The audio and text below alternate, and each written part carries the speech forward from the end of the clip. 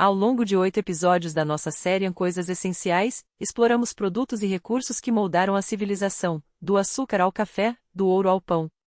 Difícil eleger o mais importante ou popular, mas um tema se destacou, e não foi à toa. O vídeo sobre petróleo ultrapassou a marca impressionante de 1,5 milhão de visualizações, e por isso nosso agradecimento é imenso. Porém, há um recurso que, embora frequentemente mencionado ao lado do petróleo como um parente pobre, ganhou em 2022 uma relevância sem precedentes.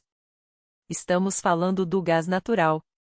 Enquanto o petróleo costuma roubar a cena, o gás muitas vezes é visto como um mero apêndice, uma sombra discreta.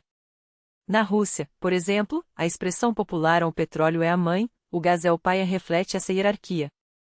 Mas a verdade é que suas trajetórias históricas e seu impacto atual são radicalmente distintos. O preço de um barril de petróleo pode dominar manchetes, mas são as incertezas em torno do gás que geram as maiores especulações. Hoje, ao traçarmos seus caminhos, veremos como eles se entrelaçam, afinal, seria estranho se não fosse assim. No entanto, são realidades distintas, com desafios únicos. Quando o assunto é gás, uma questão é inevitável: como transportá-lo até casas, indústrias e cidades. Os números são estarrecedores. Só na Rússia, a extensão das tubulações de gás supera em 2 vezes a distância entre a Terra e a Lua, ou o equivalente a dar 20 voltas ao redor do planeta pelo Equador. Se somarmos as redes globais, os números se tornam astronômicos. Mas não vamos nos perder em detalhes técnicos de extração ou refinamento, deixemos isso para os especialistas. Nosso foco será outro: a política, o dinheiro, as intrigas e os desastres que marcaram a história desse combustível azul. Por que antigas civilizações viam o gás como algo sagrado? Como ele oscila entre o esquecimento e a glória? E o que fizeram os países com as fortunas acumuladas graças a ele? Essas respostas você encontra no novo episódio da série, que produzimos em parceria com o canal do meu amigo Sasha Fibe. Não deixe de conferir, o link está na descrição. A história do gás natural é uma narrativa de poder, mistério e transformação. E ela começa agora.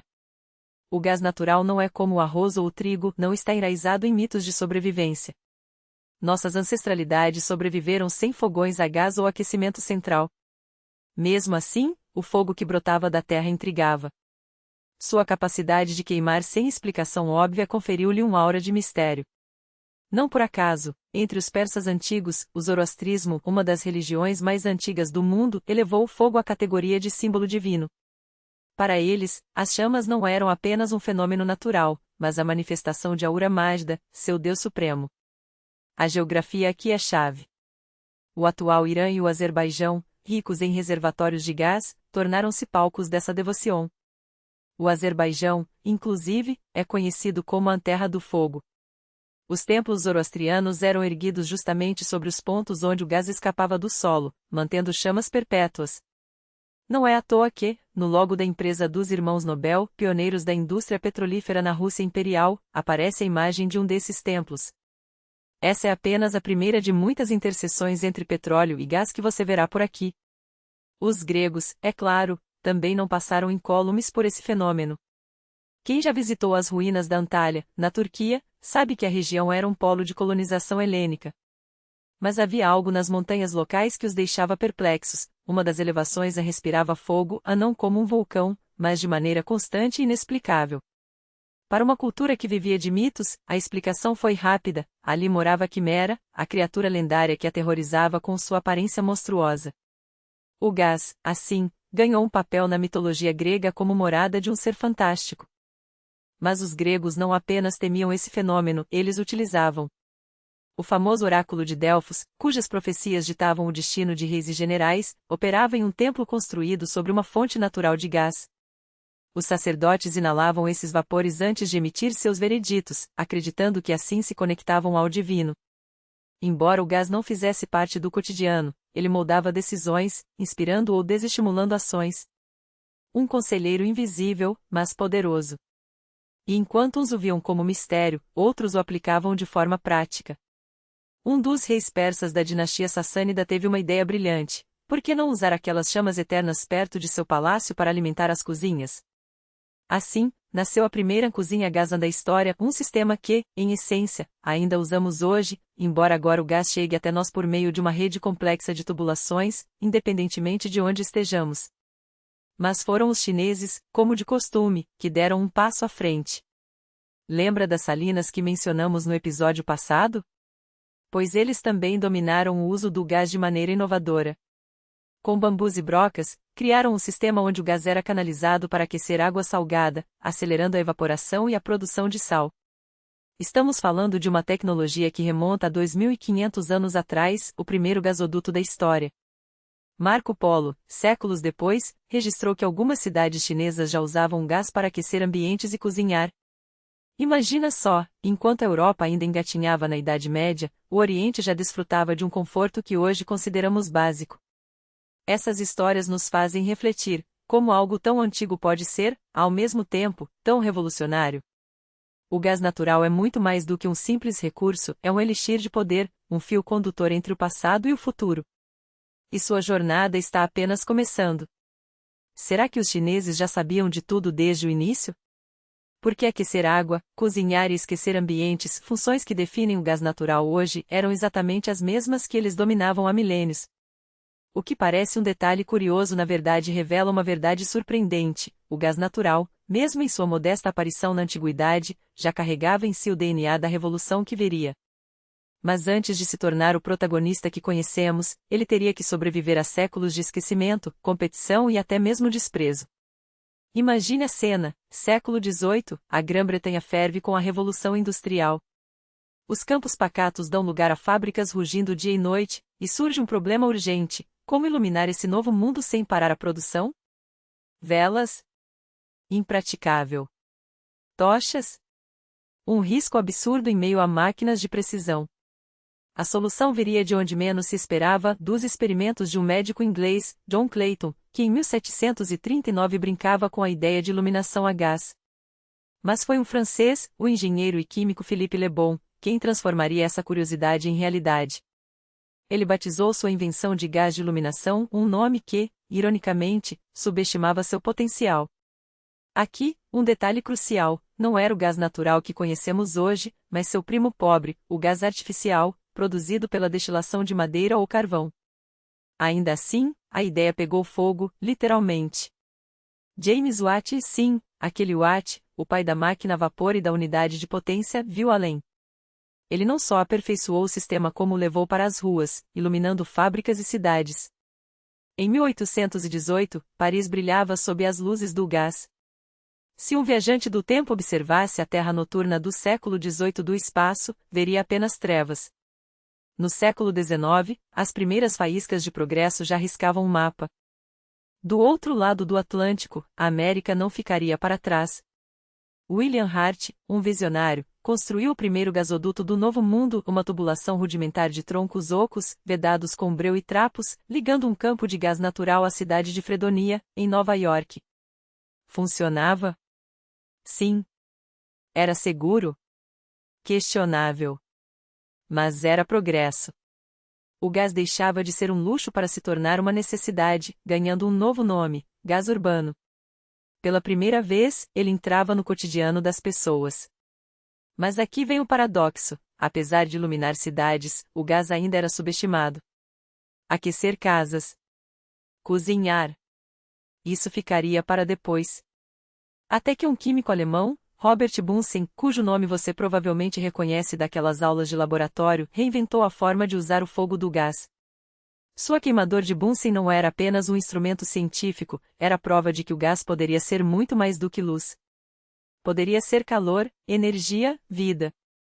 E no entanto, nada disso parecia importar. O gás perdia feio na competição. No iluminação, foi ultrapassado pelo querosene e depois esmagado pela eletricidade. Nos motores, o petróleo roubou a cena. No início do século XX, o gás natural estava à beira da extinção, como o óleo de baleia antes dele, uma relíquia de uma era que não soube valorizá-lo. Afinal, como transportar algo tão intangível? Os gasodutos eram brincadeira de criança comparados às redes que viriam. O gás era queimado em tochas ou jogado no ar, como se fosse lixo. Ninguém imaginava que, sob nossos pés, dormia um tesouro esperando pela tecnologia certa para despertar. Até que a história, como sempre, deu uma guinada.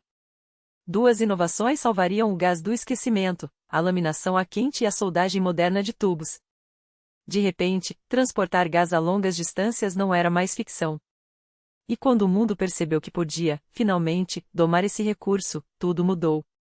O gás não era mais um mero coadjuvante, era a próxima grande revolução. E desta vez, ninguém o subestimaria. O século XX não apenas transformou o gás em um utilitário doméstico indispensável, ele redefiniu a própria noção de conforto. Imagine, por um instante, um mundo sem fornos a gás que assam pães dourados em minutos, sem aquecedores que afastam o inverno siberiano com um simples giro no termostato, sem fogões que respondem ao toque de um botão como um chefe de cozinha obediente. O gás não apenas entrou nas casas, ele as revolucionou. E enquanto na Europa e nos Estados Unidos essa transformação seguia um ritmo industrial, havia um lugar onde o gás não era apenas uma comodidade, era uma obsessão de Estado. Esse lugar se chamava União Soviética. Aqui, o gás não era um luxo, mas uma missão. Enquanto o Ocidente via no gás uma solução pragmática, Moscou enxergava nele a chave para um futuro onde a energia não seria apenas abundante, mas soviética, planejada, centralizada, invencível. E assim, entre planos quinquenais e decretos do Politburo, o gás deixou de ser um recurso para se tornar um dogma. Mas o caminho até lá? Um campo minado de improvisos heróicos, decisões brutais e, acima de tudo, uma teimosia que só um império construído sobre o permafrost poderia ostentar. Enquanto isso, o negócio, qualquer negócio, sempre exigiu mais do que sorte. Exigiu precisão. Um erro de digitação, uma vírgula fora do lugar, um documento mal preenchido, e o contrato dos seus sonhos pode escapar como gás por um cano furado. Para quem luta por uma fatia do mercado de fornecimento, cada detalhe conta. E é aí que entram não como uma ferramenta, mas como um arsenal. Um ecossistema completo onde o fornecedor não apenas encontra tenders, mas domina eles. Do rastreamento de licitações ideais à análise cirúrgica da concorrência, passando pela assessoria especializada que transforma a burocracia em vantagem competitiva. Quer a assinatura digital que abre portas? Está lá. Precisa de treinamento para navegar no labirinto das compras públicas? Também. Seja você um microempreendedor ou um gigante industrial, os produtos são o diferencial entre participar e vencer. E a história? A história russifica até a luz. Até o século XVIII, as noites em Moscou eram um abismo iluminado apenas por tochas tremeluzentes, 8 lanternas decorativas no palácio do czar não faziam mais diferença do que uma vela em um huracano. Petersburgo, porém, nasceu europeia. E se a Europa tinha gás, Petersburgo teria também, rápido, eficiente, sem meias medidas. Foi assim que, em 1811, um jovem nobre chamado Piotr Grigorievich Sobolensky, fascinado pelas ideias do francês Bon sobre o gás de iluminação, decidiu que a Rússia não ficaria para trás. Com suas próprias mãos, adaptou uma máquina para destilar madeira em gás, batizou sua invenção de termolâmpada e, em pouco tempo, as chamas azuis dançavam ao redor da Casa da Moeda. O Estado, normalmente lento como um urso em hibernação, acordou, Sobolensky ganhou uma ordem imperial, e o plano era iluminar todo o Boulevard do Almirantado. Até que Napoleão chegou. A guerra engoliu os sonhos do inventor, mas não sua herança. A termolâmpada era apenas o começo. Pouco a pouco, fábricas trocaram velas por queimadores a gás. Um gasômetro foi erigido. As ruas de Petersburgo, e depois de outras cidades, ganharam uma luz clara, constante, moderna. E quando o petróleo de Baku entrou na equação, o gás deixou de ser um capricho para se tornar uma necessidade. Um cronista da época escreveu que o centro de Petersburgo cintilava como um salão de baile graças aos lampiões a gás.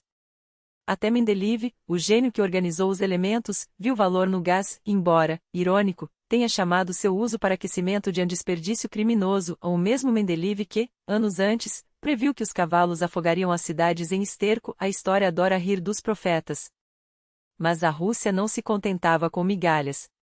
Enquanto a Europa já flertava com a eletricidade, o Império Russo, e depois a URSS, persistia no gás como se fosse uma questão de honra. Em 1914, apenas 3.000 apartamentos em Petersburgo tinham gás encanado. Parece pouco. Não para um país que, em menos de 30 anos, transformaria essa rede em uma artéria vital. A Primeira Guerra Mundial adiou os planos, a Revolução os enterrou temporariamente, mas o gás, teimoso, voltou. Primeiro como luz, depois como calor, e finalmente como poder. Até que veio a prova de fogo, literalmente. 1942, a Wehrmacht cortou o Cáucaso do resto da URSS. Sem petróleo, sem carvão, que chegava congelado do Cazaquistão, transformado em blocos tão duros que precisavam ser quebrados a picareta, e com fábricas evacuadas para Kibichel, a futura Samara, morrendo de frio. A solução: um gasoduto. Buzuluk-Kibichel, 160 quilômetros de tubos enterrados por mulheres, prisioneiros e adolescentes, cavando com as próprias mãos porque cada escavadeira estava no fronte. Em menos de um ano, as fábricas voltaram a funcionar. E quando o Cáucaso foi libertado, ninguém pensou em abandonar o gás. Pelo contrário, entre 1943 e 1948, a produção de gás natural explodiu em 6 vezes. O veredicto estava dado. Mas a URSS não pararia por aí. O próximo projeto seria tão ambicioso que só poderia ser comparado a outro empreendimento sob a batuta do mesmo homem, a bomba atômica. Saratov-Moscou, o gasoduto que desafiou a geografia, a engenharia e até a lógica. Quem o supervisionava? Nenhum outro senão Lavrenti Beria, o mesmo Beria que, paralela e secretamente, orquestrava o programa nuclear soviético. A mensagem era clara: o gás não era um projeto qualquer. Era estratégico. Tão estratégico que, na falta de tubos soviéticos adequados, usaram os americanos, sim, aqueles mesmos recebidos via Lend-Lease, os mesmos que, ironicamente, ajudaram a enterrar o Reich enquanto prisioneiros alemães os enterravam no solo russo. Quando o gasoduto foi inaugurado, em 1946, a GES-2, a usina que hoje abrigaria um centro cultural futurista, trocou o carvão pelo gás natural. Moscou começou a ser conectada, apartamento por apartamento, embora isso significasse arrancar as antigas tubulações de ferro fundido, que não aguentavam a pressão, e substituí-las por aço. E que tubulações eram aquelas? Madeiras, cerâmicas, até canos de junco, sim, você leu certo. O passado da infraestrutura russa era um museu de soluções criativas e desesperadas. Mas agora, com o gás fluindo, a URSS tinha algo mais valioso do que ouro: energia sob controle. E controle, como Beria sabia muito bem, era a moeda mais forte de todas. Em poucos anos, Moscou se transformou em um labirinto subterrâneo de poder. Mais de 7.500 quilômetros de tubulações de gás foram enterrados sob a cidade, uma distância equivalente a ir de Kaliningrado a Vladivostok, de ponta a ponta do Império Soviético. Mas tubos vazios não serviam para nada. Era preciso enchê-los. E para isso, a URSS precisava encontrar gás. Muito gás. O problema? Ninguém sabia exatamente onde procurá-lo. As reservas conhecidas eram insuficientes para alimentar a ambição de um país que queria se mover a toda velocidade. Foi então que entrou em cena um homem que parecia mais um jogador de azar do que um cientista, o geólogo Vasily Mikhailovich Siniukov, um petroleiro de mãos calejadas e intuição afiada. Sua proposta? Perfurar plataformas de exploração quase no escuro, como se o subsolo fosse um campo minado e os geólogos, sapadores em busca de um tesouro invisível. Parecia loucura. Era loucura. Mas, contra todas as probabilidades, funcionou. Em 1953, sob a cidade de Berezovo, na região de Yugra, suas apostas arriscadas revelaram um dos maiores depósitos de gás natural da época. Siniukov não só ganhou a aposta como se tornou 2 vezes laureado com o Prêmio Stalin, a mais alta condecoração para quem entregava ao Estado o que ele mais desejava: recursos para dominar o futuro. A URSS, de repente, saltou para o topo do ranking mundial de reservas comprovadas de gás. Não era mais uma questão de se a União Soviética teria energia, mas de como ela a usaria. E Nikita Khrushchev tinha planos grandiosos. Para ele, o gás não era apenas uma comodidade doméstica, era uma arma geopolítica, um trunfo para superar até mesmo o legado de Lenin. Se o Plano Guelro havia eletrificado o país nas décadas de 1920 e 1930, agora era a vez do Plano Gás, uma rede que conectaria cidades, fábricas e lar, transformando a vida cotidiana de milhões. O alicerce desse sonho? As chrushchevkas, aqueles apartamentos compactos e padronizados que, apesar de suas paredes finas e espaços apertados, tinham uma vantagem revolucionária, eram os primeiros imóveis soviéticos projetados para serem gaizados desde o início. O impacto foi imediato e avassalador. O dramaturgo Eugene Schwartz escreveu que, quando a tubulação de gás chegou ao seu apartamento, o bule fervia em minutos, não em meia hora, como antes. A água quente jorrava da torneira sem precisar carregar baldes da cozinha para o banheiro, sem a ritualística de aquecer água em fogões a lenha, sem o cálculo milimétrico de misturar água fervente com fria para não se escaldar. Para uma geração que cresceu esperando o chuveiro esquentar como quem aguarda um milagre, o gás era nada menos que magia moderna. E, como toda magia, demorou para ser acreditada. Muitos soviéticos continuaram a cronometrar o bule por hábito, desconfiados daquele fogo azul que fazia tudo tão rápido. Mas o gás não apenas mudou os lares, ele matou uma tradição milenar. As banias públicas, esses templos de vapor e conversas, onde se ia para se lavar, socializar e até fechar negócios, começaram a esvaziar. Por que passar horas em um banho coletivo se a água quente agora chegava direto na privacidade do seu apartamento? O ritual da bania, que resistira desde os romanos, foi reduzido a um passatempo nostálgico, um luxo para puristas ou uma desculpa para beber vodka com amigos. O gás não só aqueceu as casas, ele redefiniu o conceito de higiene e sociabilidade. Claro, nem tudo eram rosas. Onde há gás, há risco. E os soviéticos aprenderam isso da pior maneira. Em Moscou, um prédio na rua Osipenko virou uma armadilha mortal quando uma explosão de gás reduziu apartamentos a escombros. Em Jelgava, na Letônia, dezenas perderam a vida em outro acidente. Mas os desastres mais aterradores aconteciam onde o gás era extraído. Em 1963, no campo de Urtabulak, no Uzbequistão, um vazamento se transformou em um inferno de 70 metros de altura, uma torre de fogo equivalente a um prédio de 23 andares, queimando sem parar, dia e noite. Nada conseguia apagá-lo. Os bombeiros tentaram de tudo: água, produtos químicos, até explosivos convencionais. Sem sucesso. O calor era tão intenso que tudo ao redor já havia virado cinzas. A terra, antes fértil, agora era um deserto escaldante, onde até os pássaros que voavam perto eram atraídos pela luz do fogo e caíam carbonizados antes de tocar o chão. Por 3 anos, o gás continuou a jorrar, alimentando aquela chama implacável. Até que as autoridades soviéticas, em um ato de desespero técnico, ou genialidade insana, aprovaram uma solução radical: detonar uma bomba atômica sobre o poço. Sim, você leu certo.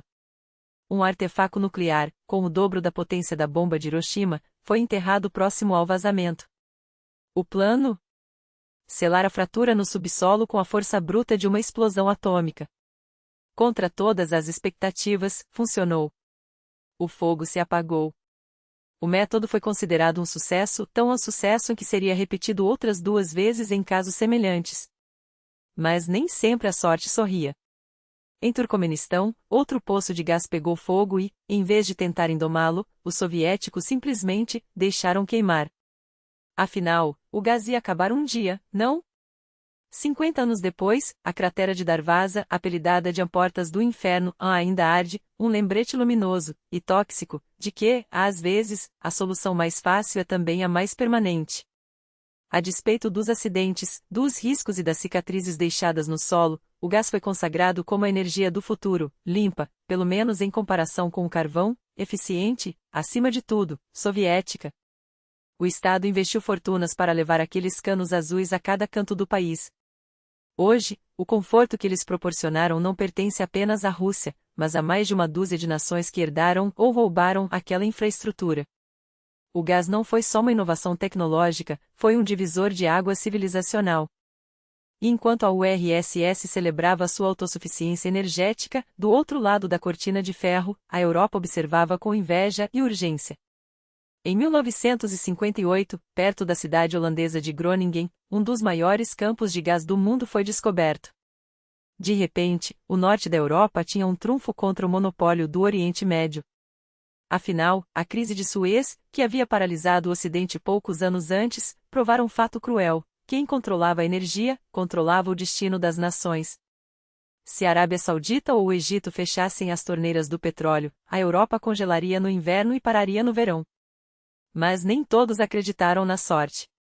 A Noruega, a mais pobre das três irmãs escandinavas, assim, mais pobre que Suécia e Dinamarca, recebeu de seus próprios geólogos um veredicto desanimador: não conte com carvão, petróleo ou gás aqui. Hoje, olhando para o PIB per capita norueguês, mais que o dobro dos seus vizinhos, aquele relatório parece uma piada do destino. Mas, na época, era realidade nua e crua. Até que, em um ato de teimosia ou visão, ou ambos, o governo norueguês decidiu ignorar os especialistas. Em 1962, contra todas as previsões, eles reclamaram seus direitos sobre o Mar do Norte e contrataram a Phillips Petroleum para perfurar. Os técnicos americanos, aliás, também não estavam otimistas. Até que, na última das Sky Poços planejadas, a broca atingiu algo inesperado: um bolso gigante de gás. Não qualquer bolso, um dos maiores do mundo. O campo Ecofis não só mudou a sorte da Noruega, como reescreveu as regras do jogo energético europeu. Diferente dos britânicos, que usaram seus recursos para consumo interno, os noruegueses enxergaram além: exportar. Com apenas 4 milhões de habitantes, o país não tinha como consumir tudo aquilo. Era a hora de vender. Mas não de qualquer jeito. Em 1972, eles estabeleceram uma política nacional de petróleo e gás tão rigorosa que se tornaria um modelo global: 10 mandamentos para garantir que a riqueza do subsolo não se transformasse em desperdício ou corrupção, mas em prosperidade duradoura. Enquanto a URSS enterrava seus erros, às vezes literalmente, com bombas atômicas, a Noruega construía um império energético que faria inveja até aos sheiks do Golfo. O gás, afinal, não era só uma questão de canos e fogões. Era, e ainda é, uma questão de poder. E quem o dominava, dominava o mundo. E aqui está o segredo que poucos países conseguiram decifrar: a Noruega não apenas dominou o jogo do gás, mas reescreveu suas regras. Enquanto outros se afogavam em dívidas ou dilapidavam riquezas efêmeras, Oslo transformou seus poços de petróleo em alavancas de um futuro à prova de crises. O Estado assumiu o controle total, não como um burocrata voraz, mas como um estrategista implacável. Cada gota de petróleo, cada metro cúbico de gás extraído do Mar do Norte tinha um destino traçado: primeiro, a nação; segundo, o mundo. E não era só questão de encher cofres. Os noruegueses inseriram na Constituição do seu Ouro Negro um mandato ambiental tão rígido que hoje, enquanto o planeta sufoca a Noruega respira ar puro e fatura bilhões com energia limpa. Recusaram-se a vender matéria-prima bruta: o gás deveria ser refinado, transformado, multiplicado em valor antes de deixar suas fronteiras. Era como se tivessem lido Maquiavel e Adam Smith na mesma noite e decidido: vamos ser ricos, mas sem nos tornar escravos da riqueza. E funcionou. O gás não os escravizou, ele os libertou. Enquanto a Espanha do século XVI afundava sob o peso do ouro das Américas, inflação e decadência, a Noruega do século XXI usou seus hidrocarbonetos como um trampolim para o estado de bem-estar mais eficiente do planeta. Imagine um país onde a aposentadoria não depende de impostos esmagadores ou de fundos de pensão estáveis, mas de dividendos diretos do petróleo. O norueguês médio recebe o equivalente a 160 mil rublos por mês, sim, aquele mesmo cidadão que paga 100 coroas por um café, uns 700 rublos, se você está contando. Mas 160 mil não dão para nada, dirá algum cético. Dão, sim. Dão para viagens. Os noruegueses são alguns dos turistas mais ávidos do mundo, para a saúde universal de primeira, para a educação gratuita até o doutorado. Dão para viver sem o medo que corrói outras nações, e se a crise vier? Na Noruega, a crise é um conceito abstrato. Eles têm um fundo soberano de 1,4 trilhão de dólares, sim, trilhão, alimentado pelos lucros do petróleo. Enquanto o resto da Europa se debate com dívidas, Oslo não deve um centavo a ninguém. Zero. Nada. Isso não é sorte. É estratégia. Claro, há um mas: a Noruega ainda depende do gás. Mas depende como um atleta depende de seus músculos, não como um viciado de sua dose. O governo gasta sem pudor em seus cidadãos, mas gasta bem. Índice de Desenvolvimento Humano? Líder absoluto, só perdeu para a Suíça em 2022, e olhe lá. Expectativa de vida, educação, qualidade de vida: a Noruega não compete com outros países. Ela define o padrão. Agora, imagine repetir esse milagre em um lugar onde, 100 anos atrás, a única riqueza era areia, peixe e pérolas colhidas à mão. Um deserto de ambições, governado por uma dinastia que, por 4 séculos, sobreviveu mais por inércia do que por grandeza. Bem-vindo ao Catar. Em 1939, o destino bateu à porta: petróleo. Poderia ter sido o fim da história, afinal, seus vizinhos dos Emirados Árabes ainda hoje nadam em dólares graças ao ouro negro. Mas o Catar tinha um plano maior. Porque o verdadeiro tesouro não estava debaixo da terra. Estava no mar. Em 1951, descobriram o Northfield, o maior campo de gás natural do planeta. Só havia um problema: ninguém queria saber de gás. Naquela época, era o primo pobre do petróleo, difícil de transportar, caro de processar. Enquanto os sheiks catarenses torravam dinheiro com iates e palácios, o gás apodrecia no subsolo. Até que, em 1995, tudo mudou. O velho emir foi deposto pelo filho, Hamad bin Khalifa Al Thani, um homem que entendia uma coisa: o Catar não poderia ser mais um emirado qualquer. Enquanto a Arábia Saudita e os Emirados jogavam com petróleo, ele apostou tudo no gás. Reduziu a produção de petróleo, cujos preços despencavam, e investiu pesado em uma revolução: liquefação de gás natural, GNL. Transformar gás em líquido era caro, complexo, arriscado. Mas era a única maneira de levar o Catar ao mundo. E funcionou. Hoje, o GNL Qatari alimenta a Europa, a Ásia, até o Brasil. O pequeno emirado não só escapou da sombra dos vizinhos, ele os ultrapassou. Mas Hamad não parou por aí. Dinheiro não era para ser gasto. Era para ser investido em poder. E o Catar comprou o tipo de influência que nem tanques nem exércitos conseguem. Primeiro, a mídia. Em 1996, nasceu a Al Jazeera, não um canal de notícias, mas uma arma geopolítica. Enquanto a CNN falava para o mundo árabe, a Al Jazeera falava como o mundo árabe. E o mundo ouviu. Durante o 11 de setembro, enquanto as redes ocidentais repetiam o discurso de Bush, a Al Jazeera transmitia Bin Laden ao vivo. Durante a Primavera Árabe, enquanto governos tremiam, o Catar financiava os protestos não por idealismo, mas porque causa é oportunidade. O New York Times não chamou o Catar de a faísca da revolução à toa. Eles estavam certos. E o gás? Era a gasolina dessa máquina. Com bilhões em caixa, o Catar bancou desde mesquitas fundamentalistas até estádios da Copa do Mundo. Comprou clubes de futebol, PSG, alguém, e influenciou guerras, Síria, Líbia, e transformou Doha em um hub onde diplomatas, espiões e bilionários se encontram. Hoje, enquanto a Arábia Saudita ainda depende do petróleo, o Catar joga xadrez com o GNL. Não é um país rico. É um império em miniatura. A lição: gás não é só energia. É alavanca. Na Noruega, virou bem-estar. No Catar, virou poder. E na União Soviética? A URSS tinha seus próprios planos. Porque enquanto o Ocidente via o gás como mercadoria, Moscou enxergava nele uma arma. E estava prestes a usá-la de um jeito que mudaria a Guerra Fria para sempre. O Ocidente não gostou nem um pouco. Para Matvei, porém, a conta era simples: quebrar o domínio das 7 irmãs, os 7 gigantes do petróleo que ditavam as regras do jogo, exigia uma aliança com a União Soviética. Se a e o gás soviéticos inundassem os mercados ocidentais, a competição se tornaria insustentável. Em 1960, o acordo entre a INA e Moscou foi assinado. Matvei não teve dúvidas ao declarar: a monopólio americano acabou. Quando o acusaram de financiar comunistas, sua resposta foi cortante: compra o petróleo onde é mais barato. A jogada deu certo, pelo menos para o petróleo. O gás, porém, era outra história. Petróleo viajava em navios-tanque, gás precisava de gasodutos. E a Europa não estava exatamente ansiosa para construí-los. Desconfiavam da qualidade das tubulações soviéticas, do risco geopolítico, da dependência que isso criaria. Até que os alemães, não os da RDA, mas os da próspera RFA, ofereceram uma saída: comprem nossas tubulações. Parecia o início de uma parceria lucrativa.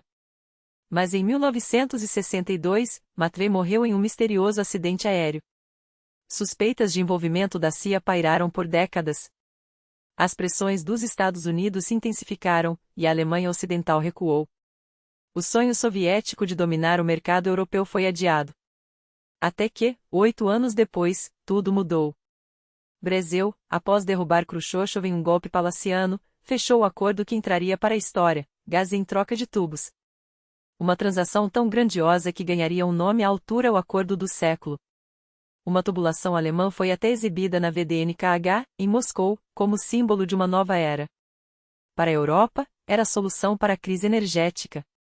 Para o URSS, a porta de entrada para divisas fortes e influência geopolítica.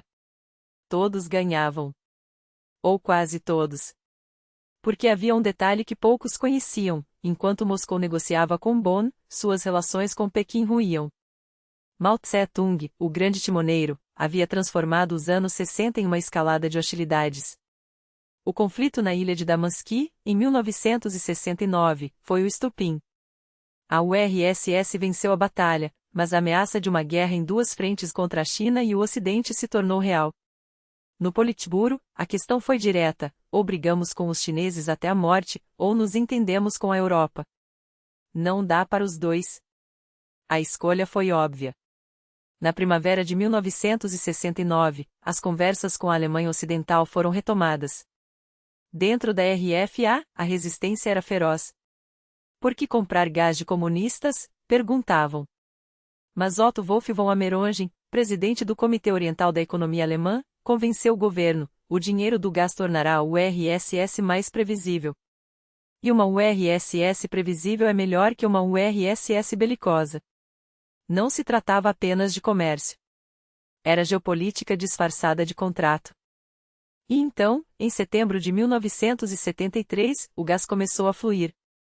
Um mês depois, o Ocidente mergulharia no choque do petróleo quando os países árabes declararam embargo em retaliação ao apoio a Israel. Enquanto a Europa tremia com filas em postos de gasolina, a URSS, graças aos seus gasodutos, virou sinônimo de estabilidade. Nos 10 anos seguintes, a produção de gás soviético explodiu, de 9,5 bilhões de metros cúbicos em 1960 para 156 bilhões em 1980, um crescimento de 16 vezes. Era o auge de uma estagnação abençoada, a era dourada da nostalgia soviética, prateleiras cheias, salários estáveis, um futuro que parecia garantido. Até que, em 1979, tudo desmoronou. A invasão do Afeganistão detonou uma onda de sanções ocidentais. Boicote à Olimpíada de Moscou, embargos tecnológicos, discursos inflamados. Mas a Europa não estava disposta a abrir mão do gás barato por causa de uma guerra distante. Sanções sim, mas sem cortar o próprio suprimento. Em 1980, o secretário de Estado americano chegou a Berlim com um alerta apocalíptico: em caso de guerra, os soviéticos poderão abastecer seus tanques diretamente dos gasodutos e tomar a Europa em dias. O medo não colou. A pressão, sim. Reagan, então, jogou pesado, proibiu a venda de qualquer equipamento com componentes ou licenças americanas para o gasoduto Urengoy-Pomari-Guzhorod. É um tiro no próprio pé, mas necessário, justificou. Os princípios estão acima dos negócios. Os aliados, porém, não engoliram. Alemanha, França, Itália até a Dama de Ferro, Margaret Thatcher, que tinha boas relações com Reagan, se rebelaram. Nem mesmo a nação mais poderosa tem o direito de rasgar contratos assinados, disparou. Reagan, surpreso com a reação, recuou. As sanções foram suspensas. A URSS venceu mais uma rodada. Mas era o canto do cisne. 9 anos depois, o império ruiria. E com ele, o monopólio estatal do petróleo e do gás. Na Nova Rússia, uma pergunta urgente pairava no ar: o que fazer com esse gigante?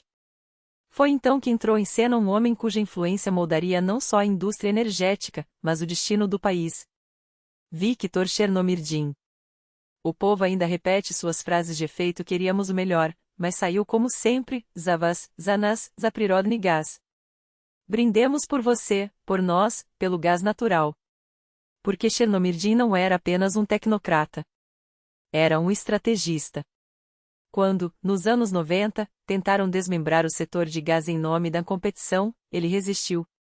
Enquanto o governo de Gaidar queria fragmentar a Gazprom em dezenas de empresas independentes, Chernomyrdin defendeu a manutenção do monopólio. Uma empresa unificada é uma Rússia forte, argumentava.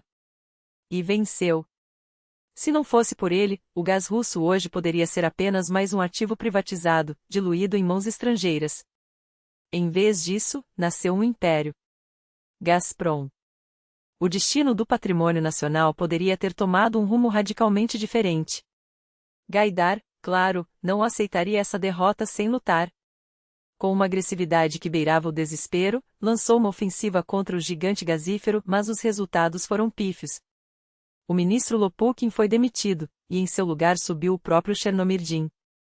A vitória definitiva nos bastidores do Kremlin chegou em dezembro de 1992, quando ele substituiu Egor Gaidar no cargo de primeiro-ministro. A Gazprom que conhecemos hoje, esse colosso que sustenta a Rússia moderna, é, em grande parte, a obra de Viktor Chernomyrdin. Enquanto outros setores da indústria russa se afogavam no caos dos anos 90, a indústria do gás não apenas sobreviveu, prosperou.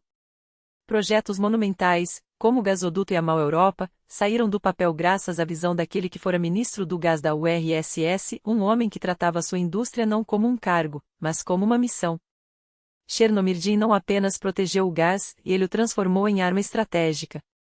E aqui chegamos a uma comparação inevitável, o gás versus o petróleo. Se o petróleo é o sangue que irrigou as guerras mais sangrentas da história, o gás é algo mais sutil, quase invisível, como o próprio ar que respiramos. Na natureza, ele não tem cheiro, para detectar vazamentos, é preciso adicionar substâncias odoríferas. Na história, seu papel também é difícil de definir.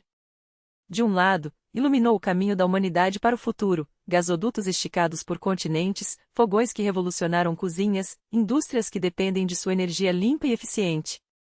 Do outro, foi sistematicamente subestimado, como se seu valor fosse menor apenas por não manchar as mãos de sangue como o petróleo.